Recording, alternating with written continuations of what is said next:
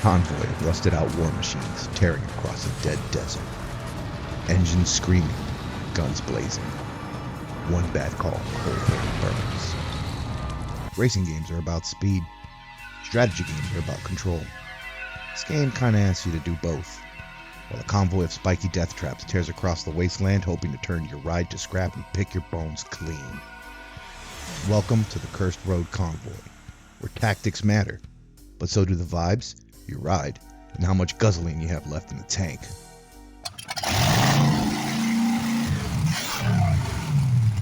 If you were wondering how I was planning to bridge the gap between racing and strategy on my channel, this is a step towards that. Cursed Road Convoy is a turn-based strategy game where you control a roving band of post-apocalyptic road warriors as you make the arduous journey from one side of the map to the other, encountering both friend and foe, mostly foe, along the way. Clad in leather and weathered by the unforgiving sun, your enemies want nothing more than to see you and your convoy reduced to a smoking heap of twisted metal. It's exactly the kind of weird that makes me stop scrolling and start paying attention. I stumbled upon this game during my seasonal routine of browsing new releases for smaller devs and making interesting things. And I'll be damned if this didn't immediately qualify. I was looking for something in the wheelhouse of Mad Max, and boy did I find it. The setup gets the point across. One day, the sun got hotter and fancy electronics went the way of the dinosaur. There's tales of a place untouched by this apocalypse. A place where civilization still exists. Unfortunately for you, it lies at the end of the Cursed Road. Thousands of kilometers of bleak and unforgiving wasteland. In between you and your dreams are 4 other factions of dirty, sweaty, and probably smelly leather-clad warriors who are all looking to disassemble both you and your car, as well as steal your guzzaline. Once you've picked an emblem to represent your convoy on the game board and a color scheme that matches your personality, you brace yourself for eventual first contact with the unwashed hordes along this vast stretch of dirt and asphalt. Luckily, you're not exactly defenseless. The game starts you off with what looks like a Mustang with some hood-mounted machine guns, as well as another muscle-type car with a flaming trebuchet. Not bad. There's a bevy of different cars, and each car differs in offensive and defensive capabilities. All cars can mount at least one passenger, who can be armed with Molotov cocktails to give those enemies that get too close something to really think about. There's booths, which usually require someone to man them as they tend to either do more damage or have a higher range. As far as the standard weapons go, these are your big guns. Some of the booth weapons include the above-mentioned trebuchet, a bowman, a spear thrower, although they seem to be more akin to the thunderpoons from Fury Road, and even a machine gun turret that can only fire backwards in a limited arc. I like to picture it being something gnarly like a Dishka or a Browning. While the trebuchets have limited range, it is an effective backline weapon as long as it remains defended. The drawback to this is that the enemies will often prioritize avoiding the catapult's range, unless baited into attacking the lead element first. Then you have your standard mountable weapons like machine guns, crossbows, and flamethrowers. Few vehicles even come with mounted MGs on them, giving them an edge in that they will always be armed. If getting physical is more your speed, why not mount a giant ram's head to get your point across? How about a plow? Or maybe you'd rather increase your survivability. There's a whole slew of defensive options, from wire fencing, riot shields, and stop signs to sheet metal, spikes, and actual coffins. Some are more effective than others, obviously, while others offer both defensive and offensive bonuses. Your first few skirmishes are pretty one-sided, serving to ease you in and let you grapple with the mechanics. There aren't many, but the game doesn't really explain any of it to you, so it's up to you to suss it out. Sure, you could watch the video the dev put up or read a guide. Where's the fun in that? Anyhow, the UI is no help. The 3 glyphs on the buttons in the center stand for next unit, attack, and skip a unit turn, but I don't see it. Maybe someone can break it down for me, but I'm just not seeing it. Either way, it's not really a problem, seeing as how there's only 3 of them. You'll figure it out soon enough. Every car has different speeds, reflected in the distance they can cover on the battle map. Every weapon has a different range or firing arc. This is all fairly typical stuff. Now I mean this in the nicest, most heartfelt way possible when I say this. If you've ever played with toy cars as a child, you've experienced the joy of combat in Cursed Road Convoy. The cars skitter and jitter along the terrain the same way a child handles a toy car. I don't think it was intentional, but it strangely works. The horrific angles the cars will achieve to drive over obstacles or terrain is something to behold, and while it may turn off some, I adore it. Where the combat shines is in its simplicity, the simple synergies between units and components and the overall delivery of this experience. The maps are designed to force both groups to either fan out their units as they seek a way through all the obstacles or funnel them into bottlenecks. The overall design is nice and simple with no real faffing about. There's rocks, Cacti. Cactus. Cactus? Whatever it is, it hurts. The occasional car wreck that isn't your own, the ruins of what appears to be an Airstream trailer, sometimes multiple of them just kind of jammed into each other at odd angles. It's simple but effective map work, although some of the layouts feel a tad unfair sometimes. There's the novelty factor too, I suppose, but this will wear off eventually. So, you position yourself around the hex grid, and once you're in range, you can begin to unleash some high-octane hell on whoever dares to stand in your way. The combat AI is serviceable. While I've only played it on normal difficulty, I don't expect the AI to radically alter its approach or tactics based on said difficulty. More than likely, the difficulty affects enemy weapon stats and their numbers, but I can't say I know for sure. If I end up trying this out on hard, I'll update this. After combat, you get the option to either junk your opponent's cars for scrap, or spend scrap to incorporate them into your convoy. Adding cars to your warband increases the daily fuel consumption of your convoy, so you can't just add every car you come across all willy-nilly. Every car needs at minimum one person to drive it, so you'll either need to add a driver or shuffle your people around. Every person in the convoy has an individual morale stat, and picking up constant strangers is bad for morale. Winning battles is good for morale, and eventually the sourpusses you picked up earlier will feel better once they've tasted a little blood and oil. The stragglers you pick up all have wonderful names like Evil Tina, Important Nancy, and Dirty Kate, and so on. While not adding a whole lot to the experience, it's a nice little touch that occasionally gets a chuckle out of me. Each person in your convoy also consumes supplies, which will need to be replenished. This is generally accomplished through visiting POIs. There's two main points of interest on the board: settlements and junkyards. Settlements will offer you fuel and supplies, while junkyards will offer you one vehicle and some accessories or weapons to go along with it. Once you hit a POI, it's gone from the map. Yeah, what did you do to them? So go ahead and hit as many as you can, but don't waste too much time. Why? To put it simply, the different factions will start fighting amongst themselves. So, you might ask, let them fight each other. It's easier for me. Now normally you'd be right. In this case, however, you're a big dumb idiot what don't know nothing no good. Multiple convoys from the same faction can and will combine their convoys together to increase their overall combat strength, as well as the amount of vehicles in their convoy. There's an added layer of threat to this aside from sheer numbers. There's a tier system in place to the enemy strength levels, and when the numbers climb high enough, they start bringing out their war rigs, the pride of their fleets. Each faction has different specialty vehicles, and some of these are insanely powerful.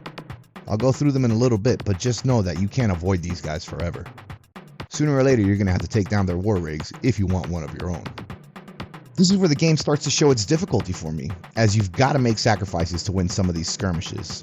Sometimes you just don't get lucky and will have a vehicle or two with no weapons, and their only option is to flee or ram the enemy. Lose too many vehicles and you'll find yourself screaming towards the nearest map edge, hoping to salvage what you can of your convoy before it's all over.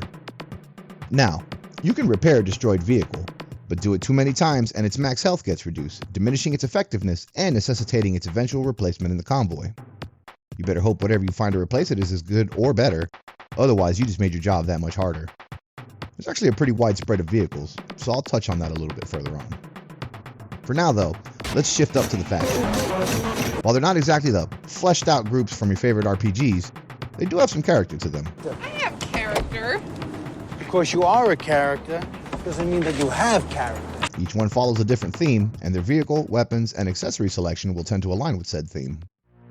To start, you've got the Khan's Golden Horde, who tend to favor bows and crossbows and spears over fire and firearms, but that's not to say they won't use those. Their cars can often be found decorated with large feather plumes and painted, you guessed it, gold. Their war rig is a big fuel tanker, and while that doesn't sound so bad, it's actually pretty imposing. It's slow, beefy, and covered in weapon mounts and booths. It will smash its way through your front, with its weapon booths taking pot shots at everything all the while. You've got the Mad Militia, who are the game's military-themed group. They tend to drive Humvees, Jeeps, and the occasional Ford. Pontiac GTO. And those tend to have mounted MGs. They're nice to farm, as the machine guns are pretty useful all the way to the late game, and if you find the right ones, you can unleash massive barrages of damage against your foes. They also tend to ride around with better armor than most of their peers, so expect them to be tankier than the rest. Their war rig is a massive APC, and as to be expected, has a fully operational turret and is superbly armored. It's decently mobile as well. The range on the turret is pretty impressive, so expect to lose a unit every couple times it barks.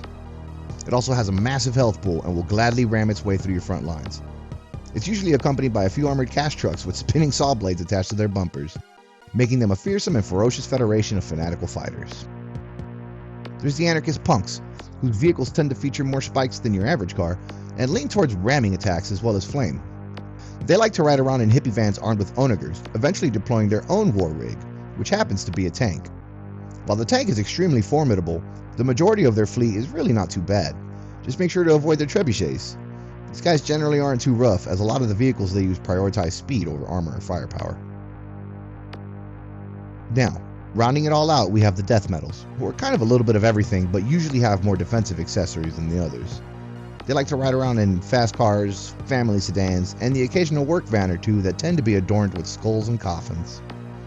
They are also a ram-heavy faction, and usually have some pretty zippy cars to go on and do it with. Somehow, they've also managed to get a hold of some tanks.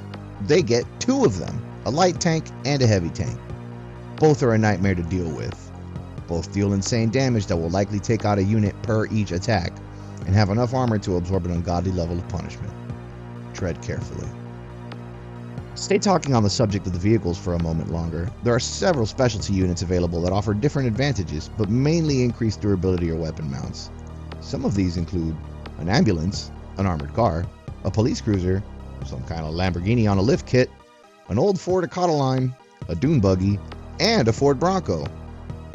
There's also an assortment of various sedans, hatchbacks, and sports cars, but these are all more or less the same and mostly differ in terms of movement speed.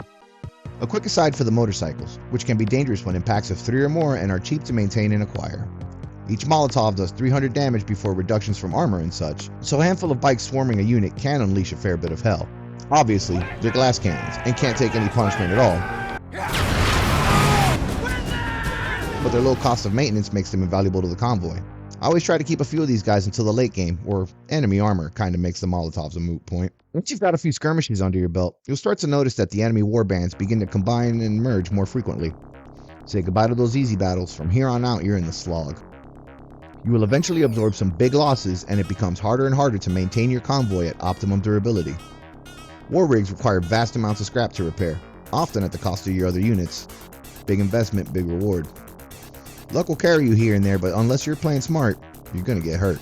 You may feel the irresistible urge to collect as many war rigs as you can. This is a bad instinct, and you should ignore it. You may stumble upon an advanced vehicle early on in a junkyard, sometimes even a faction's second best vehicle.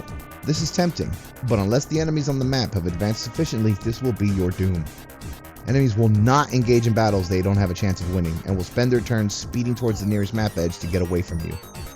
Even still, if they absorb too many losses too fast, their morale will break, and they will again flee the battle. Without enemy convoys, you have to rely on settlements for fuel, and there's only a finite amount of those. This will likely end your run as you spend your last turn with 0 fuel. There's a balance to be struck here. You want heavy hitters so you can go toe-to-toe with the enemy rigs, but you need enough basic units to throw into the meat grinder and buy you time to set up and maneuver. Too many war rigs, and you're not going to be able to upkeep your convoy. Too few, and you're going to be spending the bulk of your scrap repairing all the destroyed units that you had to throw into the fire. Before long, you're facing the end of the road, and here's where it gets brutal, because by the time you start approaching civilization, the enemy convoys are done playing nice. Each battle will consist of you facing off against multiple war rigs, as well as multiples of their second best. That's alongside the usual assortment of armored automotive automatons. Fight your way far enough, however, and eventually you'll see it. The walls of the megacity you've been fighting tooth and nail to get to. With a little luck, you'll find yourself crossing the border into Megapolis Oceania, and while you may be tired, dirty, sun-scorched, and reek of gasoline, you've made it. You've survived. Once you get there, the game breaks down your score, which is translated into currency and determines what kind of life you managed to secure for yourself. In my case, the 39 people I brought with me were converted into manual laborers. Sorry, guys. And all the vehicles, fuel, and supplies were converted into enough currency that I could live out the rest of my days as a trash picker, sharing a flat with a bunch of other people. I'm assuming also trash pickers. While this doesn't sound particularly glamorous, it sure as hell beats having your bones picked clean and bleached by the angry sun out on the cursed road. Now, I want to be crystal clear about this segment. I really like this game, and my frustrations mostly stem from how close this game is to being something truly special, instead of the rough around the edges but charming title that it currently is. I have a lot of respect for the developer, Hexed Turn, for bringing this thing across the finish line and for updating it to address some issues way after launch. We all know a bunch of games that could desperately use this kind of professionalism. Still, And I hate saying this because it's corpo talk, this game would have dramatically benefited from a focus group. There are a few questionable design and UI choices here and there that give me the impression that no one pushed back on this stuff. And also, if you do end up playing this game, please, please, please do not be a jerk to them if you find out that you dislike something in this game way more than I do. And based on my own experience with game dev, they likely spent more time than they wanted on this and have no interest in coming back to it. Brother, I can appreciate that, and it makes those post-launch updates all the more meaningful. I'm not going to address any of the issues I used to have, because those have been largely patched out. Instead, I'd like to bring your attention to the battle screen. To date, I do not believe there is any way to scroll the battlefield outside of zooming out or getting your fill when the camera does the initial sweep of the map. In a game based on hexes where the need to evaluate and reevaluate where both you and your enemy are facing, this feels like a critical oversight. Often enough during these battles, every turn matters and it feels like I'm being handicapped when I'm forced to waste a turn or two because I can't commit to memory every precise angle of approach that every enemy unit is using. This, to me, is a pretty egregious offense that often causes me frustration. I would like to add on to that, every now and then an enemy unit will be stuck underneath the UI and you cannot target them with an attack. what's that, brother? Occasionally, movement on the hex grid can feel a little weird. There's rules in place about how many hexes a vehicle needs before it can turn to face a given direction, which makes repositioning units a chore. You'll often need a unit to face a new direction and find that by the time you get them facing there, the enemy has once again changed positions and you'll have to spend a few more turns wiggling around. Sometimes reversing for a hex before attempting to swivel around will work, but I can't say I figured out all the ins and outs of the movement system. In this particular case, the movement can feel a little unintuitive, and the faffing about might get your unit damaged or destroyed. Ultimately, I don't consider this one too bad, and it's something I can work with or around, but it does cause me a degree of frustration from time to time. What's a little more frustrating is how long a retreat takes should you decide to flee the battle.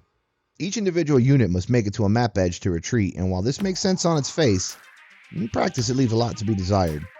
To fully retreat from a battle that I had no chance of winning took around 10 minutes, all the while watching the enemy slowly close in on us turn after turn.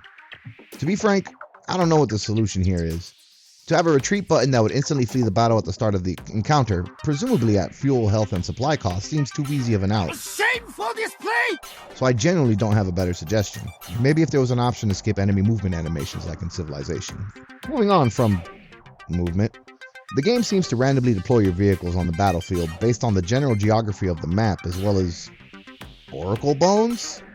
I don't know what heuristic the game is referencing to determine my unit placement, but to be honest, I hate that it's placing them for me at all. Why don't I get a say in where my units get to start the battle?